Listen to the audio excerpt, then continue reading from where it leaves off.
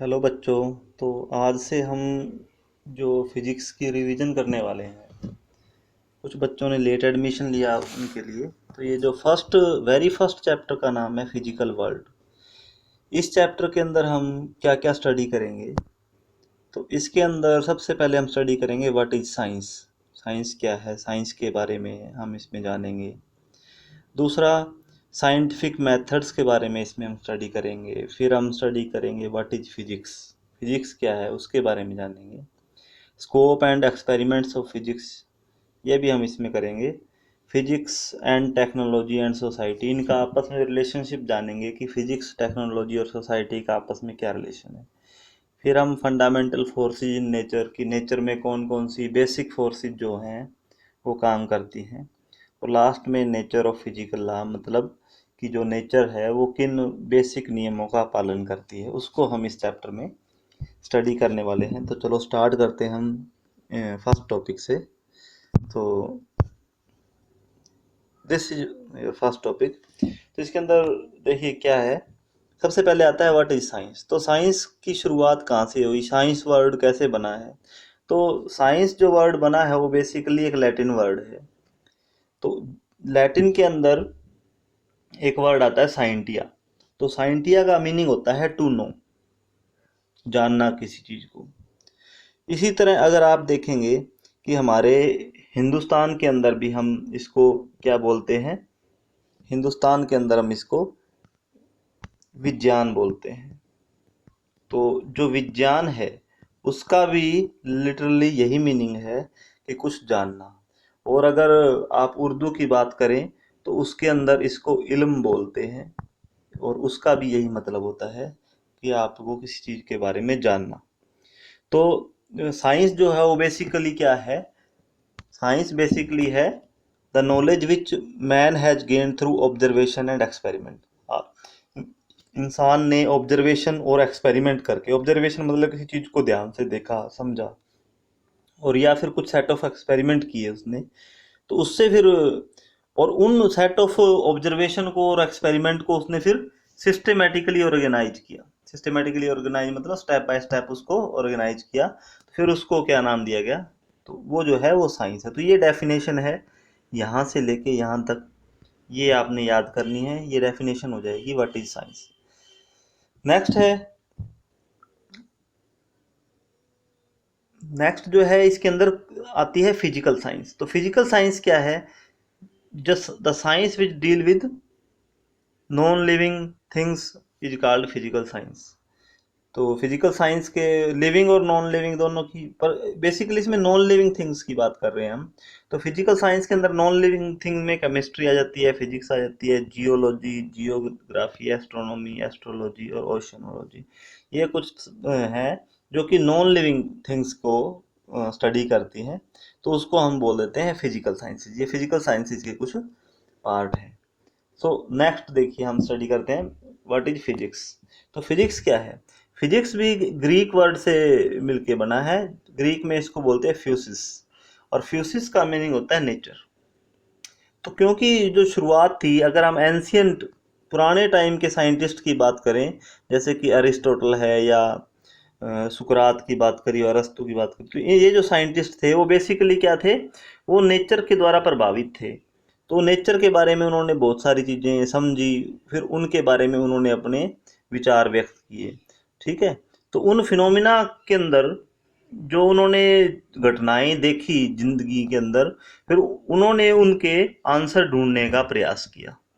तो क्योंकि बेसिकली जो शुरुआत हुई थी वो नेचर से हुई थी, इसलिए हम फिजिक्स को डिफाइन करते हैं the branch of science which devoted to the study of nature and natural phenomena. जो प्राकृतिक घटनाएं हैं उनकी, जो प्रकृति और प्राकृतिक घटनाएं, उनकी स्टडी को हम क्या कहते हैं? फिजिक्स कहते हैं।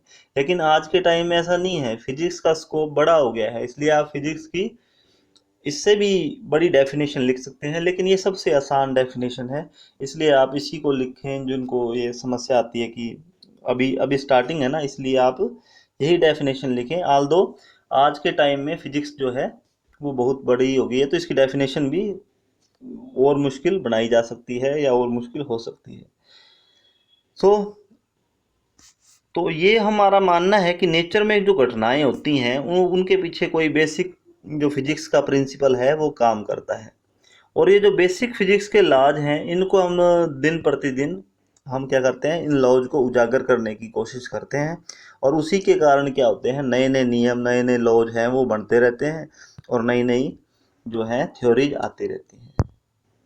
सो नेक्स्ट, एक फिजिकल थ्योरी किस तरह से काम करती है, तो आप देखिए साइंटिफिक मेथड कैसे काम करता है। सबसे पहले आप खुद से कोई क्वेश्चन पूछते हैं, आपके दिमाग में कोई सवाल आता है कि ये चीज़ है वो क्यों हो रही है, तो फिर आप उसकी कुछ बैकग्राउंड रिसर्च करते हैं कि वो उसके बैकग्राउंड के पीछे क्या क्या कारण है, उस घटना के पीछे कैसे हो रही है, उसके बारे में डाटा इकट्ठा करते हैं। फिर वो डाटा इकट्ठा करके आपको एक हाइपोथेसिस बनाते हैं। हाइपोथेसिस का मतलब कि आप आइडिया लगाते हैं कि ये शायद इस वजह से हो रहा होगा। तो फिर उसके अंदर आप क्या करेंगे, फिर टेस्ट करेंगे, उसके ऊपर कुछ एक्सपेरिमेंट करेंगे जो कि उस चीज़ को वेरीफाई करेंगे, उस चीज़ को टेस्ट करेंगे कि ये बात सही है या गलत है। तो लास्ट में आपने जो भी टेस्ट और एक्सपेरिमेंट किए, उन टेस्ट और एक्सपेरिमेंट को आप, उनके रिजल्ट को आप क्या करेंगे, एनालाइज करेंगे, उनको देखेंगे और उनसे फिर आप क्या करेंगे, रिजल्ट ड्रा करेंगे उससे। तो आप दो हो सकते हैं कि आपने जो हाइपोथेसिस कंस्ट्रक्ट करी थी, या तो वो ट्रू हो जाती है इन इन रिजल्ट से, इन टेस्ट से, या वो फॉल्स हो जाती है। तो अगर वो ट्रू हो जाती है तो आप कहेंगे कि ठीक है, हमारी हाइपोथेसिस सही थी, और आप अपनी रिजल्ट को रिपोर्ट कर देते हैं। और अगर हाइपोथेसिस फॉल्स हो जाती है तो आप दोबारा फिर कोई नई हाइपोथेसिस को कंस्ट्रक्ट करेंगे, उसके अंदर फिर एक्सपेरिमेंट करेंगे और नई हाइपोथेसिस को फिर एनालाइज करेंगे जब तक कि वो ट्रू ना हो जाए। तो इस प्रकार से एक साइंटिफिक थ्योरी है वो काम करती है।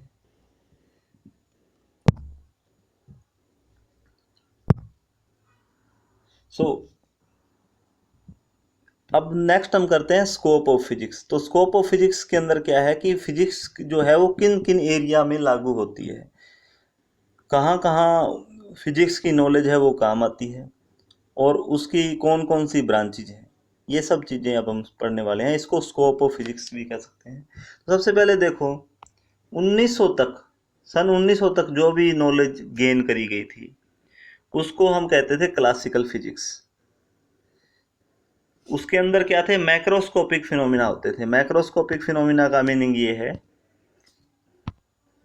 कि जो जो पार्टिकल्स हैं, जो बड़े साइज के पार्टिकल हैं, जो बिल्कुल छोटे नहीं हैं, उनका कुछ मतलब डे टू डे लाइफ में जैसे जिन चीज़ों को हम देख सकते हैं उनसे रिलेटेड वो पार्टिकल थे। जैसे बॉल है, जैसे कि ट्रक कार वगैरह चलते हैं, तो इन चीज़ों के बारे में था।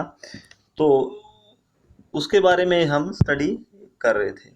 तो उसको हम बोलते थे क्लासिकल फिजिक्स, जो कि माइक्रोस्कोपिक पार्टिकल्स के नाम पे थे। तो इसकी बेसिकली कौन कौन सी ब्रांचेज हैं क्लासिकल फिजिक्स की? क्लासिकल फिजिक्स की बेसिकली ब्रांचेज हैं मैकेनिक्स। मैकेनिक्स के अंदर कौन कौन से पार्ट आते हैं? मैकेनिक्स के अंदर आते हैं कि जो फाइनाइट साइज के पार्टिकल्स हैं, जैसे बॉल मैंने नाम लिया अभी, और कार है, और बाइसिकल है, ये सब चीज़ें चल रही हैं। और ये बहुत ज़्यादा हाई स्पीड से, बहुत ज़्यादा हाई स्पीड का मतलब जिस गति से, जिस स्पीड से प्रकाश चलता है, लाइट चलती है, उस स्पीड से ये पार्टिकल नहीं चल रहे हैं, लेकिन ये कुछ मतलब कम गति से चल रहे हैं। तब हम इसको मैकेनिक्स के अंदर स्टडी करते हैं। मतलब साइज ऑफ पार्टिकल है वो बहुत ज़्यादा बड़ा या बहुत ज़्यादा छोटा नहीं है, और वो एक फाइनाइट सी स्पीड से चल रहा है, तब हम उसको मैकेनिक्स के अंदर स्टडी करते हैं। ये है फर्स्ट ब्रांच। जो सेकंड है थर्मोडायनेमिक्स। थर्मोडायनेमिक्स के अंदर हम क्या करते हैं, थर्मोडायनेमिक्स में बेसिकली हीट इन्वॉल्व होती है और एनर्जी का एक्सचेंज होता है, और एक्सचेंज के अंदर हीट इन्वॉल्व होती है। और नेक्स्ट क्या है, जैसे कि गैसेज हैं, एयर है, ये सब चीज़ों के बारे में, उनके मोशन को हम थर्मोडायनेमिक्स के अंदर स्टडी करते हैं।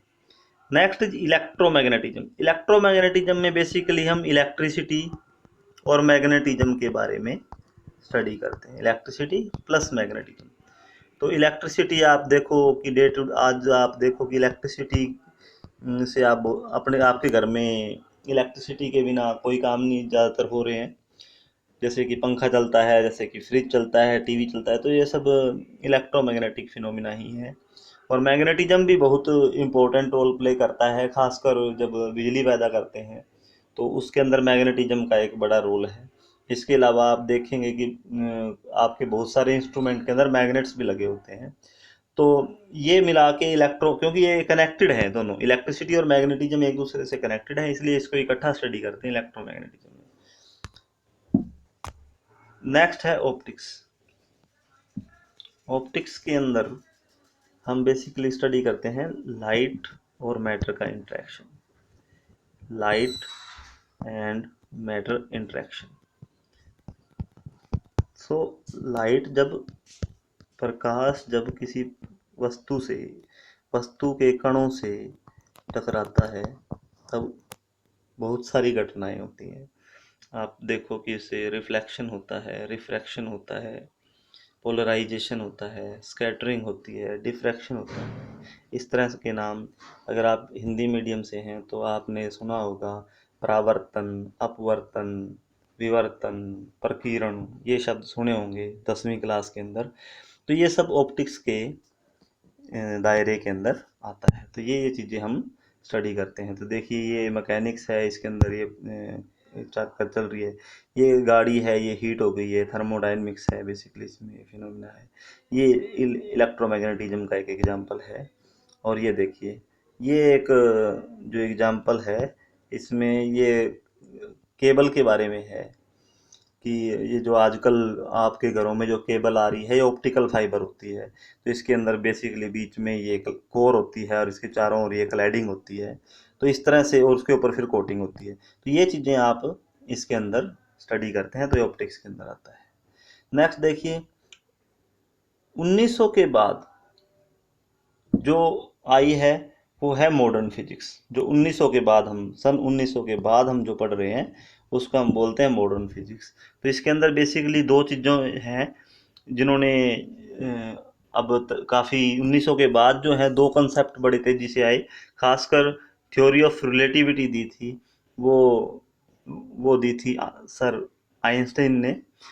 तो ये बड़ा आजकल चल रहा है रिलेटिविटी के बाद। उसके बाद रिलेटिविटी कंटिन्यूसली, ये आर्टिकल है वो प्रोग्रेस कर रहा है। रिलेटिविटी के अंदर क्या स्टडी करते हैं हम कि जो थिंग्स हैं, जो चीज़ें हैं, आप देखिए वो रिलेटिव हैं, एब्सोल्यूट कोई चीज़ नहीं है। कोई बॉडी मोशन में है तो एब्सोल्यूट मोशन में नहीं है, और जो बॉडी रेस्ट पे है तो एब्सोल्यूट रेस्ट पे नहीं है, और जो मोशन में है वो एब्सोल्यूट मोशन में नहीं है। मतलब हर चीज़ एक दूसरे के सापेक्ष में है, एक दूसरे के रिलेटिव है।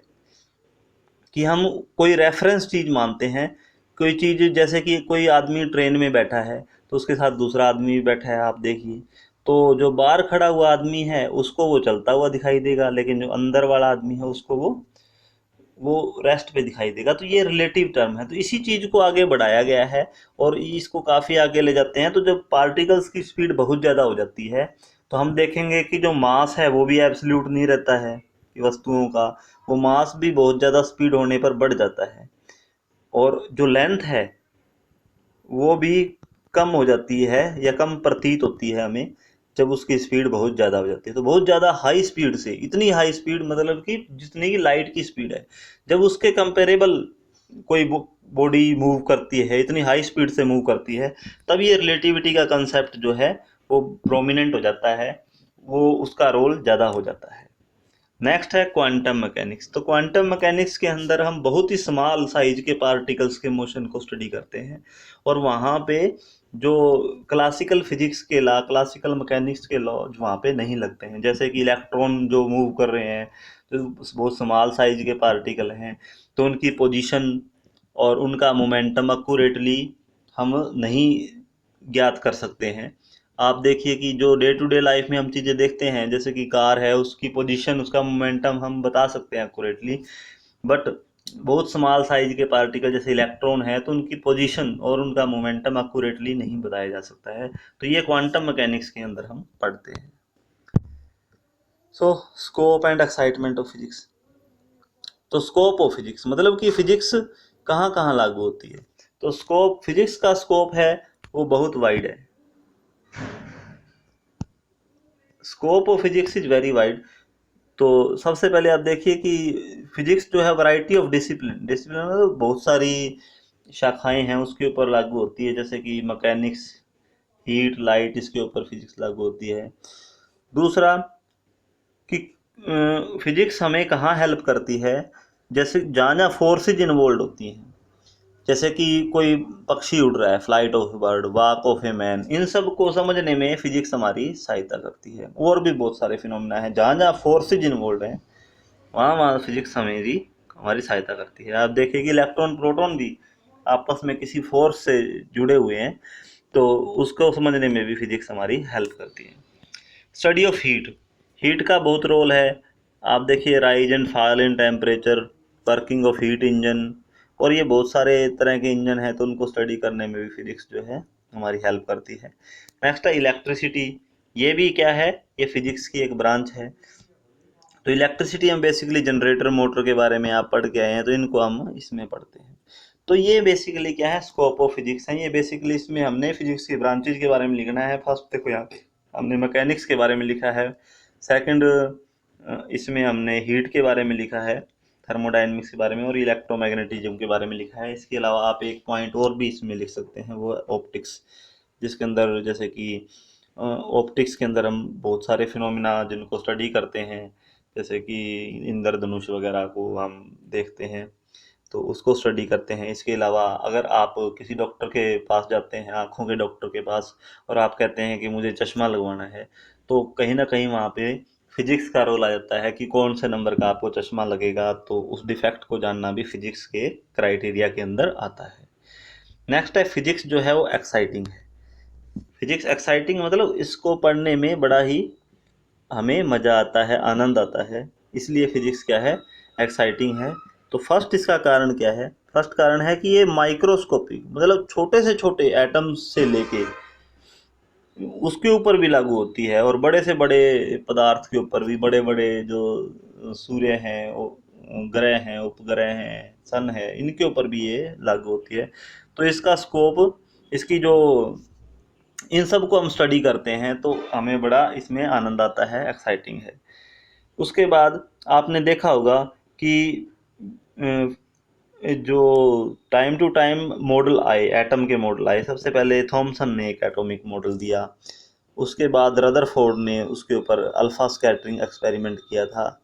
तो उस अल्फा स्कैटरिंग एक्सपेरिमेंट से जो थॉमसन का मॉडल था, आप केमिस्ट्री में भी पढ़ेंगे, वो वाटरमेलन या प्लम पुडिंग मॉडल था। तो उसके अंदर एक उन्होंने कहा था कि जो जो एटम होता है उसके अंदर जो पॉजिटिव चार्ज होता है, जो एटम के अंदर जो पॉजिटिव चार्ज होता है वो ऐसे होता है जैसे कि ये किसी वाटरमेलन, मतलब कि तरबूज के अंदर जो लाल गुद्दा होता है वैसा होता है। और उसके अंदर इलेक्ट्रॉन कैसे होते हैं, उन्होंने कहा कि इलेक्ट्रॉन ऐसे होते हैं जैसे उसमें बीज फंसे होते हैं, इस तरह से होते हैं, ये ऐसे इलेक्ट्रॉन होते हैं। उन्होंने ऐसा मॉडल दिया था थॉमसन ने। लेकिन उसके बाद क्या हुआ, उसके बाद रदरफोर्ड ने एक अल्फा स्कैटरिंग एक्सपेरिमेंट किया, और उसमें उन्होंने कहा कि ये ऐसा नहीं है।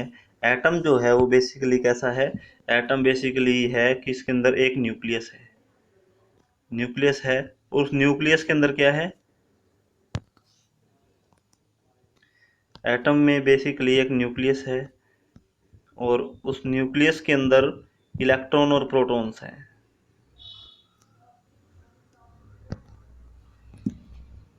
उसमें बेसिकली इलेक्ट्रॉन्स हैं, बेसिकली प्रोटॉन्स हैं, इलेक्ट्रॉन प्रोटॉन्स हैं उसके अंदर, न्यूक्लियस के अंदर। और नेक्स्ट उन्होंने कहा कि जो इलेक्ट्रॉन्स हैं उसके चारों ओर रिवॉल्व करते हैं, वो डिफरेंट डिफरेंट ऑर्बिट्स में रिवॉल्व करते हैं, जैसा कि ग्रह जो होते हैं वो सन के चारों ओर रिवॉल्व करते हैं। तो इस तरह का मॉडल किसने दिया, इस तरह का मॉडल रदरफोर्ड ने दिया। तो इसके अंदर हमने क्या पाया कि जो पुराने वाला जो मॉडल था, थॉमसन का मॉडल था, वो फेल हो गया। तो इससे कोई फर्क नहीं पड़ा कि वो पुराने वाला मॉडल फेल हो गया और नया मॉडल उसकी जगह पे आ गया। तो ऐसे बहुत सारी थ्योरीज हैं जो फेल होती चली गई, नए नए एक्सपेरिमेंट हुए, पुरानी थ्योरी फेल हो गई, नई थ्योरी आ गई। और यही फिजिक्स की एक्साइटिंग है कि ऐसा नहीं है कि कोई थ्योरी आज है तो वो परमानेंट ही है, कल को कोई नई थ्योरी भी आ सकती है जिससे पुरानी वाली थ्योरी फेल भी हो सकती है।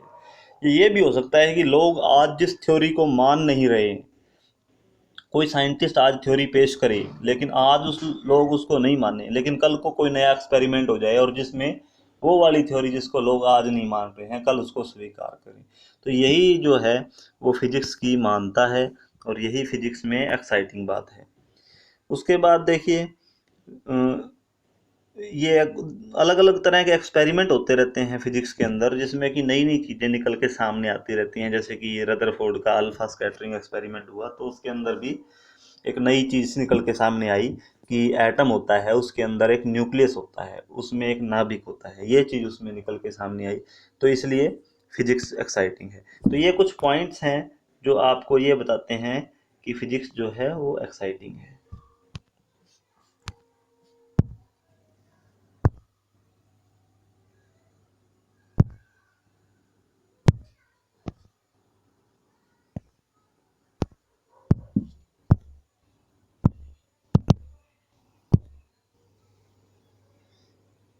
Next is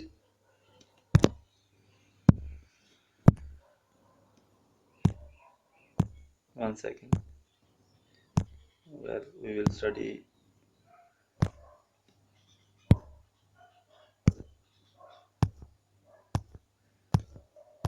from the point जहाँ पे हमने छोड़ा था, हम वहीं पे जाने की कोशिश कर रहे हैं।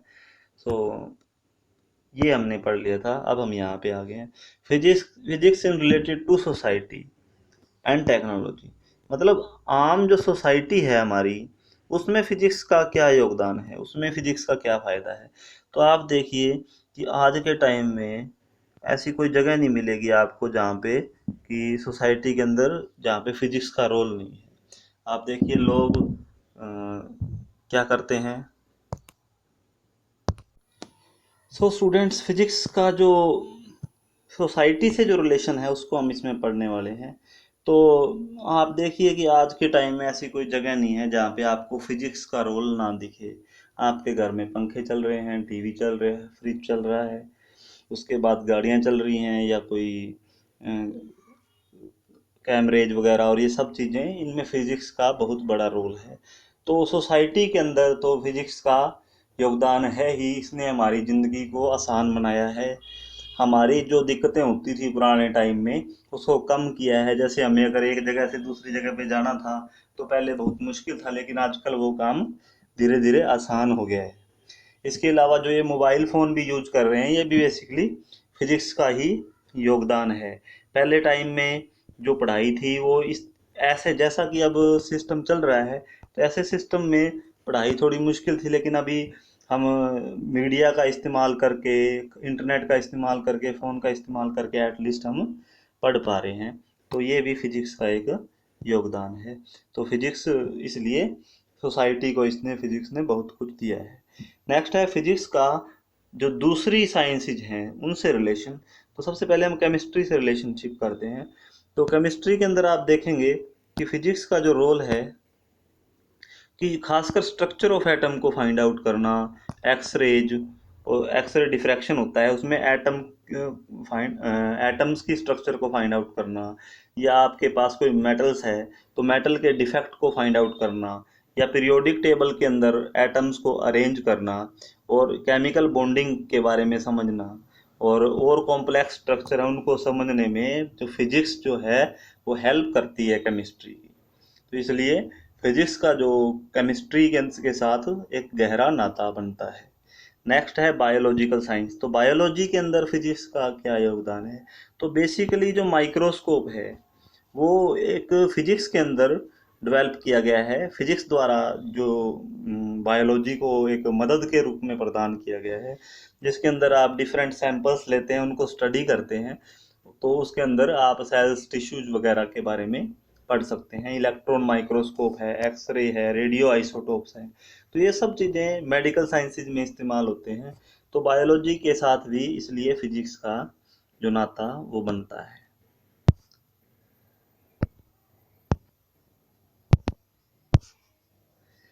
नेक्स्ट है एस्ट्रोनॉमी।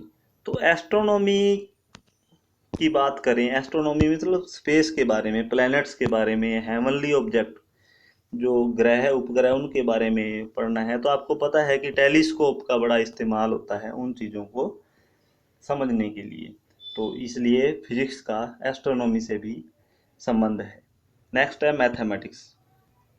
मैथमेटिक्स और फिजिक्स का भी आपस में बड़ा संबंध है। तो आप देखिए कि फिजिक्स के अंदर बहुत सारी जो थ्योरम्स हैं उनको इस्तेमाल किया जाता है, चाहे वो बाइनोमियल थ्योरम है, चाहे वो डिफरेंशिएशन है, चाहे वो इंटीग्रेशन है। तो इन सब का इस्तेमाल जो है वो फिजिक्स के अंदर किया जाता है। तो इसलिए फिजिक्स का मैथमेटिक्स से तो बहुत ही गहरा नाता है, क्योंकि आप देखिए कि आगे आप बढ़ेंगे जैसे जैसे आप देखेंगे कि मैथमेटिक्स के बिना तो कोई भी जो प्रिंसिपल या कोई भी लॉ है वो कंप्लीट नहीं होता है। तो हालांकि ऐसी बात नहीं है कि बहुत सारे लॉज हैं ऐसे जिनमें कि बिना मैथमेटिक्स का इस्तेमाल किए भी उनको थ्योरीज को एक्सप्लेन किया गया है, लेकिन ज़्यादातर थ्योरम्स के अंदर, ज़्यादातर थ्योरम जो मैथमेटिक्स है, बहुत सारी थ्योरम है वो फिजिक्स के अंदर इस्तेमाल करी गई है। अब बात करते हैं अदर साइंसेज की, जैसे बायोफिजिक्स है, जियोलॉजी है, हिट्रोलॉजी, ऐसे करके बहुत सारी इनके आप नाम देख लीजिए। तो इसके इनके अंदर फिजिक्स के नियमों का इस्तेमाल किया जाता है। सोसाइटी और टेक्नोलॉजी की जहाँ तक बात करते हैं, तो सोसाइटी के अंदर आप देखिए कि टेलीफोन, टेलीग्राम, टेलीफोन, मैसेजेज वगैरह, रेडियो, टेलीविज़न, मोबाइल फ़ोन, ये सब मीन्स ऑफ कम्युनिकेशन है जिसका आजकल बहुत इस्तेमाल होता है। कंप्यूटर, कैलकुलेटर, लेजर, इन सब का सोसाइटी के अंदर बहुत इस्तेमाल होता है। इसके अलावा ट्रांसपोर्ट्स वगैरह ये सब बातें मैं आपको बता चुका हूँ। और पावर जनरेशन के लिए न्यूक्लियर रिएक्टर का इस्तेमाल जो होता है, तो ये सब चीज़ें जो हैं, और डिजिटल इलेक्ट्रॉनिक्स है, इसका भी बड़ा आजकल इस्तेमाल हो रहा है। तो सोसाइटी के अंदर फिजिक्स का टेक्नोलॉजी और सोसाइटी से भी गहरा नाता है। इसलिए फिजिक्स जो है वो बहुत ही काम का सब्जेक्ट है, ना सिर्फ नंबर अर्जित करने के लिए, ना सिर्फ जीवन में कामयाब होने के लिए, बल्कि चीज़ों को समझने के लिए जो आपकी डे टू डे लाइफ में हो रही हैं, आप उनको बेहतर तरीके से समझ पाएंगे अगर आप फिजिक्स को पढ़ेंगे। सो स्टूडेंट्स, आज के लेक्चर में हम इतना ही करेंगे, क्योंकि इतना ही मुझे लगता है कि आपको सुनना मोबाइल फ़ोन पे पर्याप्त है। तो आप इसको ध्यान से सुने, ये बातों को, इनको पढ़ें और नोट्स बनाएं इसके। और साथ में कोई चीज़ आपको अगर समझ में नहीं आती है तो आप नीचे कमेंट बॉक्स में लिखें, ताकि मैं आपको उसको और अच्छे से समझा सकूं, या आप पर्सनली मुझे मैसेज भी कर सकते हैं। Thank you.